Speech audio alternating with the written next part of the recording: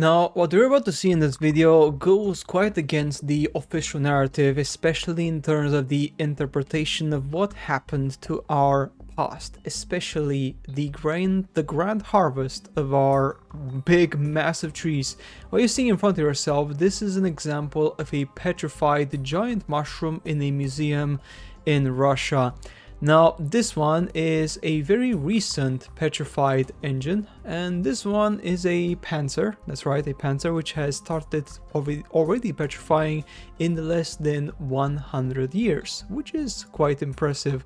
Now, why is this important? Because we are seeing, and we have seen in the past, and I'm sure many of you guys know about this, or some of you guys have no clue about this, but we know that the trees, alright, the giant mountains are actually, many of them are just petrified trees, and we see that in the structure, in the shape, and in the hexagonal cell walls which are evident in the trees in many places. This is the Devil's Tower. Okay, the structure of this tree is hexagonal.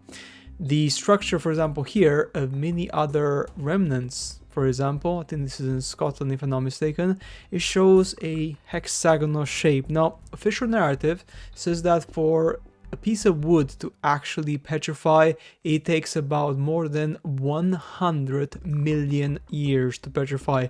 But that's just some hocus pocus, because as you guys know, the official narrative loves to push things in the past by millions of years, so then people don't question the narrative. This example here is something astonishing. Here we have a big chunk of rock, another big chunk of rock, and another huge chunk of rock. What are these similar to wood? Well, they have that circular pattern which emerges in wood because of the DNA. This is called the DNA memory of wood, which has this shape here, okay?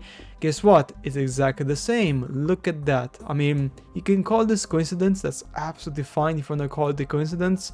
But I don't believe in coincidences. I just don't believe, because the evidence is in front of me and I just cannot stay blind and ignore the evidence, which is that a great harvest happened on Earth.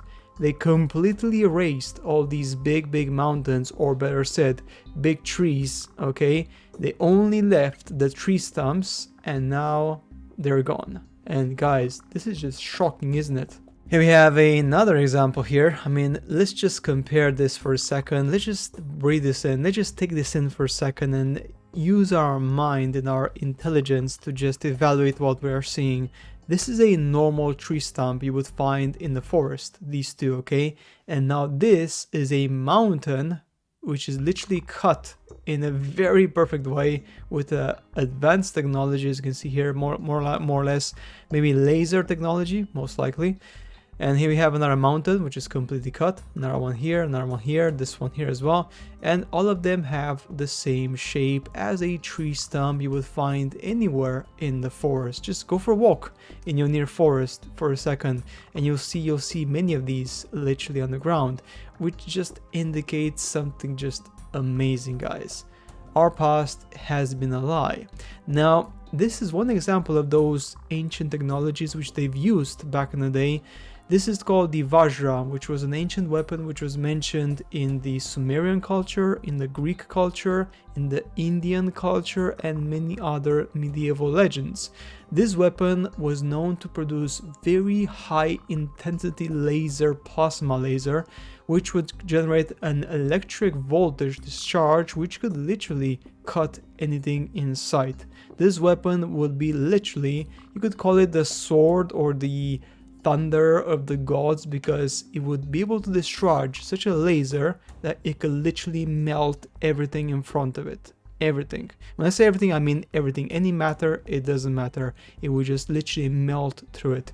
So of course, this was a perfect example of that technology which they could have used to basically cut down the trees, the massive giant trees, and then with time they got petrified. And take into account that the petrification which we've seen here, it doesn't take that long. For something to start to petrify, it only takes about, for wood for example, about 1,000 to 5,000 years, more or less. It doesn't take millions of years. For other objects, it could be even less, okay, for example in this instance, right?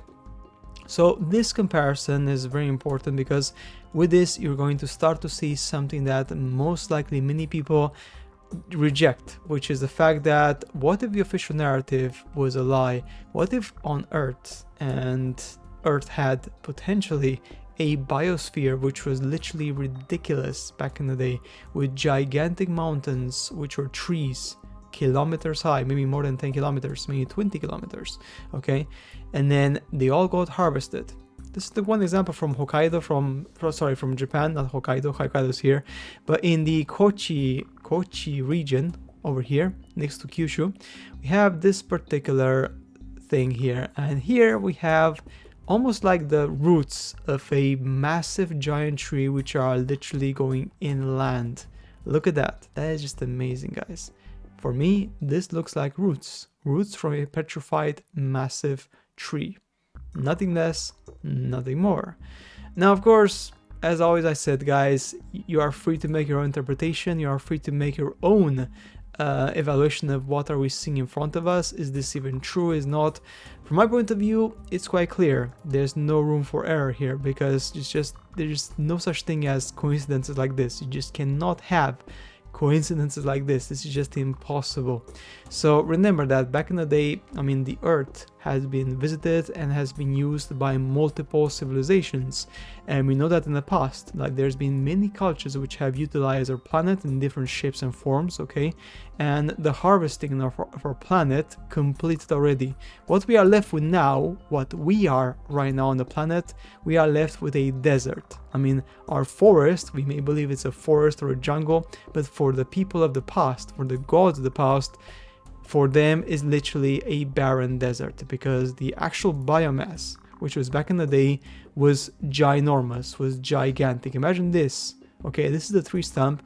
Imagine a huge 10 to 20 kilometers tree going up in the sky with many branches and fruits and who knows what. Okay, just absolutely astonishing, guys. So yes, remember, petrification does not require millions of years. It can actually start happening in a matter of a century, okay, which is just very interesting, because then this would turn it all over up its head. And this goes to show again that mainstream science is afraid of this. So the only way to avoid having a discussion is to basically them saying, well, you know what, petrification, yes, it can happen, but it's gonna take like literally like millions of years, so then nobody is going to question anything. However, the person who is, I would say, awakened, if you think with your brain, if your pineal gland is not calcified, okay, then you will see things in a completely different light. And I trust that with this evidence, okay, your brain now is thinking a bit, just a bit, even if a bit, doesn't matter, but it's thinking about that other possibility, that just imagine for a second, our Earth was harvested and it was a massive, gigantic paradise. And the biomass on the planet was just so much more bigger. And now we are left with the rest of it, with nothing, because the ancient gods already left. They abandoned this place because they got all they wanted. And now we are just here, literally at our own fate, trying to survive on this planet. Guys, that's it for today's video. As always, make sure to subscribe to the channel, and I shall see you later in the next one.